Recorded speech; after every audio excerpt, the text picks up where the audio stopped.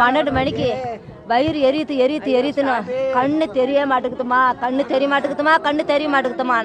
நீ ஏன்டா பையா குடிச்ச அப்படின்ட்டு இதுக்கு நடந்துக்கிட்டு மணி 12 மணிக்கு ஆஸ்பத்திரிக்கு ஜிஹெச்சு கொண்டு போனேன். என்னடா குடிச்சேன்னா சாராயம் தாம்மா குடித்தேன். வயிற்ற பெரட்டுது, கண்ணு தெரிய மாட்டேங்குது.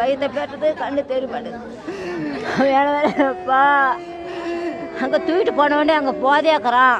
ஒன்றும் பார்க்க முடியாதுமா, நாங்கள் இங்கெல்லாம் பார்க்க மாட்டோம், நீங்கள் வீட்டுக்கு கொண்டு போங்க அப்படின்ட்டாங்க.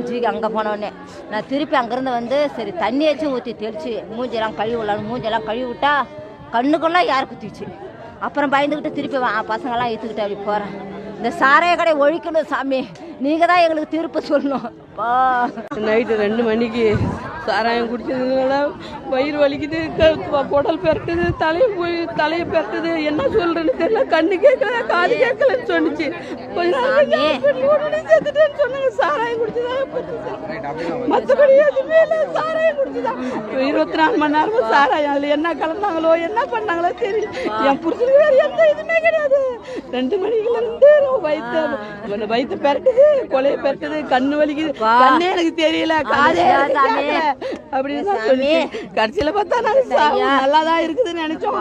அது சஞ்சீவ் ஹாஸ்பிட்டல் கொண்டு போனோடனே அவர் எப்பயே இறந்துட்டாருன்னு சாராயம் குடிச்சு என்ன மாதிரி யாருக்குமே இது மாதிரி ஆகக்கூடாது, எந்த பொண்ணு பாதிக்கப்படக்கூடாது. இதுவே என்னோட கடைசியா இருக்கட்டும். எந்த பிள்ளைகளும் இது மாதிரி அனாதி ஆகக்கூடாது, அப்ப இந்த பிள்ளைகளும் ஆகக்கூடாது. நாத்தனா பையனும் சாராயம் குடிச்சுதான் அவனும் இறந்துட்டான். அரியா பிள்ளைங்க அதுங்க 2 குழந்தைங்க இருக்குது.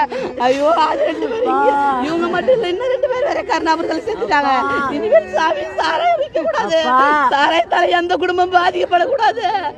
ஐயோ சாமி ஏதாவது ஒரு நல்லது செய்யுங்க. எங்களை மாரி யாரும் இந்த மாதிரி ஆகக்கூடாதுங்க. எல்லா குடும்பத்தையும் நீங்க தாங்க பாதுகாக்கணும் சாமி.